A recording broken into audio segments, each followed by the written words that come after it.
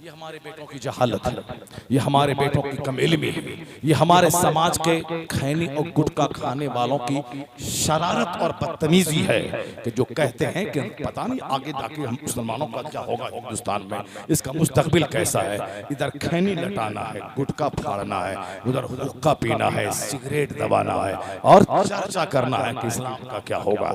जो 80 साल की उम्र में दाढ़ी नहीं रख सका, जो नमाज का पाबंद नहीं हो सका, जो झूठ नहीं छोड़ सका, ये तबसरा करता है कि इस्लाम का मुस्तकबिल अंत का तारीख नजर आ रहा है। पहले वो अपने मुस्तकबिल के बारे में तो सोच ले, तब उसके बाद इस्लाम के बारे में सोचेगा। इस्लाम अल्लाह का पसंदीदा मजहब है, इस्लाम मुस्तफा का दिया हुआ शानदार मजहब है, इस्लाम एक कुदरती गिफ्ट है, इस्लाम मानवता के लिए एक तोहफा है, इस्लाम एक बेनिडिक्शन है, इस्लाम एक ब्लेसिंग है जिसका हर कानून लाजवाब, जिसका हर तरीका लाजवाब, जिसका हर सिस्टम लाजवाब। लोग नफरत दूर से करता है, लेकिन जिस दिन करीब से आके इस्लाम के ज़ाब्ते को पढ़ लेगा, 100% में कहता हुआ कलमा पढ़ के मोमिन बनता नजर आएगा।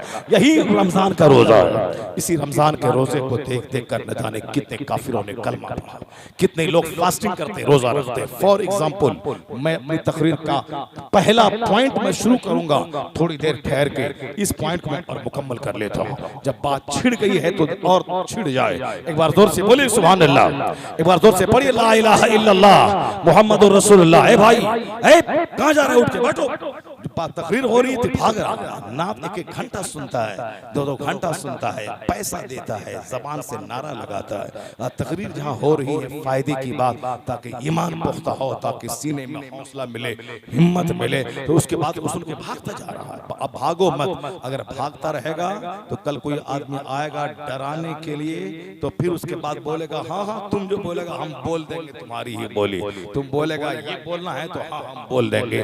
कैसे अब बोलता भी है आदमी, नहीं नहीं, इतना तकरीर सुन सुन के रूहानी खुराक हासिल कर ले, मरना तो है ही एक दिन। कौन जिंदा रहा है 100 साल पहले जो बरेली में पैदा हुआ था? तलाश करो 110 साल किसकी उम्र है, कोई नहीं मिलेगा।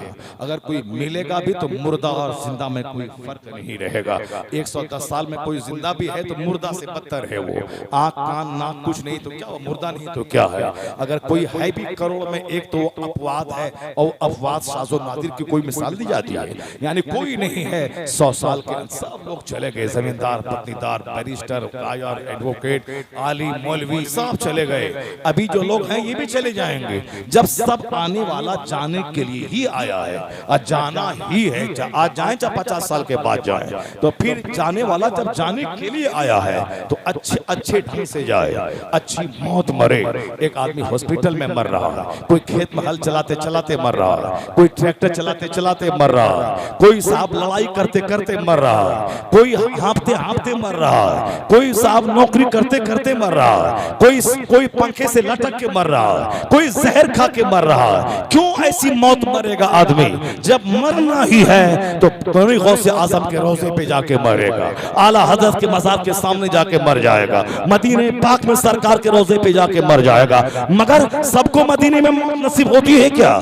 नहीं नहीं, करोड़ों में किसी किसी को नसीब होती है। सबको बगदाद की मौत नसीब होती है क्या? नहीं नहीं, रोज़े गौस पे किसी किसी को नसीब मौत होती है। सबको अल्लाह के वली के मज़ार पे मौत आती है क्या? नहीं, लाखों में करोड़ों में किसी किसी को अल्लाह के वली के मज़ार पे मौत आती है। वह खुशनसीब है जो नेकों के कुर्ब में मर जाए, वह खुशनसीब है जो मस्जिद में मर जाए, वह खुशनसीब है जो सजदा करते करते मर जाए, वह खुशनसीब है जो तिलावत करते करते मर जाए, वह खुशनसीब है जो सुभान अल्लाह पढ़ते पढ़ते मर जाए, वह खुशनसीब है जो दुरूद पढ़ते पढ़ते मर जाए। तो दुरूद पढ़ते पढ़ते मरना सबको नसीब नहीं होता। बीवी की मोहब्बत में बंदा मर रहा है, बेटी की शादी में भाग दौड़ करते हुए मर रहा है, खेती करते करते मर रहा है, गाड़ी चलाते चलाते मर रहा है। अल्लाह के नाम पर मैं मुसलमान हूँ इसीलिए मैं मारा जा रहा हूँ, मैं मुसलमान हूँ इसीलिए मेरी गर्दन गर्दन काटी जा रही है, अगर रब के नाम पे किसी की गर्दन कट रही है तो समझ लें करोड़ों मौत से बेहतर मौत वो है जो हॉस्पिटल में एडी रगड़ के ना आए, गाड़ी चलाते चलाते ना आए, ऑक्सीजन की खातिर तड़पते तड़पते ना आए, जो रब की खातिर मौत आ जाए। 100 साल के सारे गुनाह माफ, रब के नाम पे गर्दन कटी, शहीद हुआ, सीधे जन्नत में दाखिला मिल गया। इस बात को हमेशा दिमाग में याद रख ले। मौत के अलावा कोई कष्ट नहीं हिंदुस्तान में। बहुत तकलीफ, बहुत परेशानी, बहुत ये परेशानी बढ़ेगी तो मौत आएगी। गर्दन कटे किसके अलावा और कौन सी है? दुकान जलना मुसीबत नहीं है, मार्केट खत्म होना मुसीबत नहीं है, गर्दन कटना ये सबसे बड़ी मुसीबत है। और गर्दन कटी क्यों है? मैं अल्लाह पर ईमान लाने वाला हूँ। गर्दन कटी क्यों है? मैं मुस्तफा का गुलाम हूँ। गर्दन कटी क्यों है? कि मैं मोमिन हो। अगर मोमिन होने की वजह से गर्दन कट गई तो 1 लाख साल का सजदा जो काम ना आ सके वो रब की खातिर गर्दन कटी, सीधे जन्नत में दाखिला हो जाएगा। क्योंकि शहीद के सारे गुनाह माफ हो जाते हैं सिवाय कर्ज के। इसलिए हमेशा कर्ज से भागना, कर्ज अगर हो तो फौरी अदा कर देना। बाकी ज़िना हो, शराब हो, सूद हो, ये हानिकारक गुनाह है, लेकिन रब के नाम पे गर्दन कटी, सारे बड़े बड़े गुनाहों की जड़ कट जाती है। बंदा एक जंप में जन्नत में दाखिला हो जाता है। लोग तमन्ना करते हैं काश मस्जिद में मौत आए, काश मदीने में मौत आए, काश बगदाद में मौत आए। जब लोग तमन्ना करते हैं और वैसी हालत पैदा हो जाए हिंदुस्तान में, रब के नाम पे गर्दन कटने लगे, तो चेहरा उदास मत कर लेना, मुस्कुराना कि जो मौत करोड़ों को नहीं मिली वह मौत तुम्हें मिल रही है, वह मौत तुझे मिल रही है। इसके आगे और क्या चीज है? बस आखिरी बात यही है, इसके आगे और क्या है? तो फिर नर्वस क्यों होता है? चेहरा क्यों लटका के बैठता है? क्यों इस्लाम के बारे में गलत तबसरा करता है? बहुत मजबूत मजहब है मजहब इस्लाम। अमन का पैगाम देता है, मोहब्बत का पैगाम देता है, सेहत तंदुरुस्ती का पैगाम देता है, अपने घर में एक जन्नती कल्चर बनाने का पैगाम देता है। फॉर एग्जाम्पल, वो मजहब कभी दबने वाला है? जिस मजहब के बात लाजवाब हो। आज हर आदमी बीमार पड़ रहा है, अक्सर लोग बीमार पड़ रहे हैं, हर घर में बीमारी है। कसूर हमारा अपना है, जीने का अंदाज जैसे तैसे। बीमार पड़ जाता है तो बोलता अल्लाह ताला बीमारी दे दिया।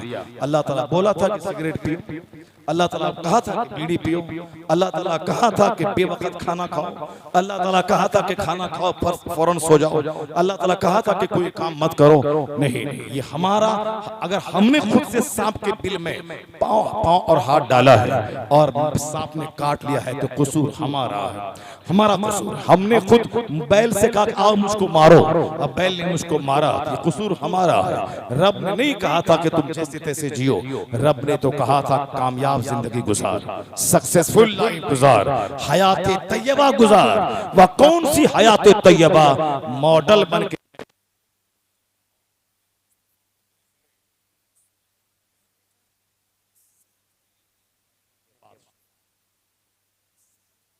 तंदुरुस्ती मिले।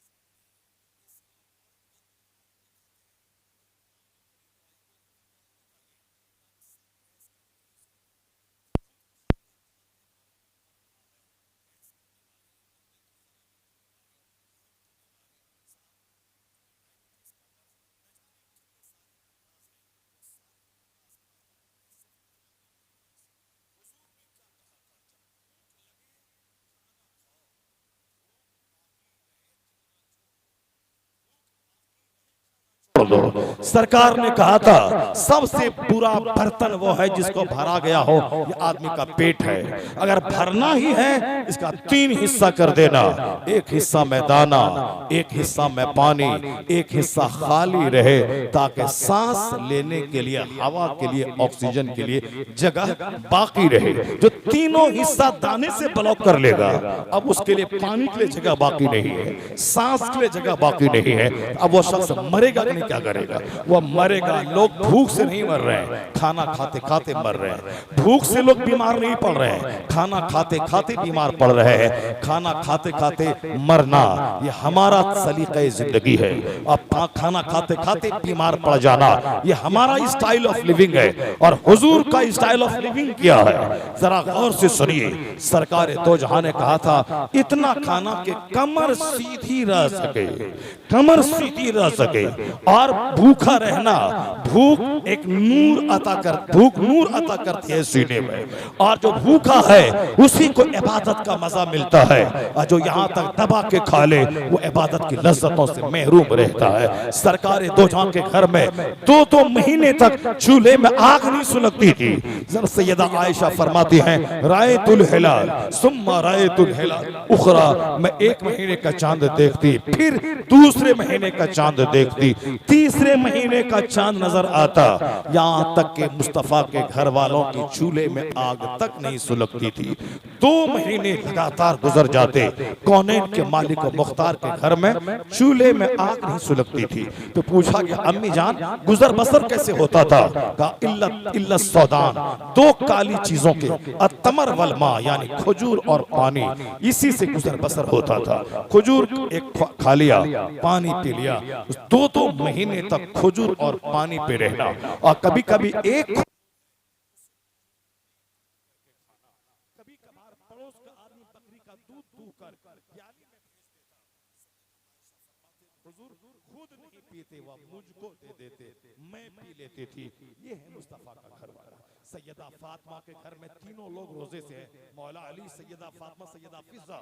हसनैन करीमैन बीमार पड़े, मिन्नत मानी कि मेरा बच्चा अच्छा हो गया मैं रोजे रखूंगी, तो बच्चा अच्छा हो गया, रोजे रखने लगी। 3 रोजे, कुछ इफ्तार करने के लिए घर में कुछ नहीं है। यहूदी के यहाँ से कर्ज लाके उस जौ को पीस कर 3 हिस्से किए गए, ताकि तीनों दिन इफ्तार के लिए रोटी तैयार करूं।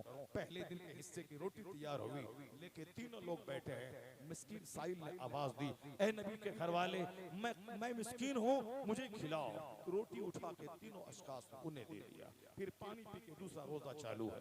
दूसरे दिन बैठे, फिर एक कैदी ने आवाज दी, ए नबी के घर वाले, एक कैदी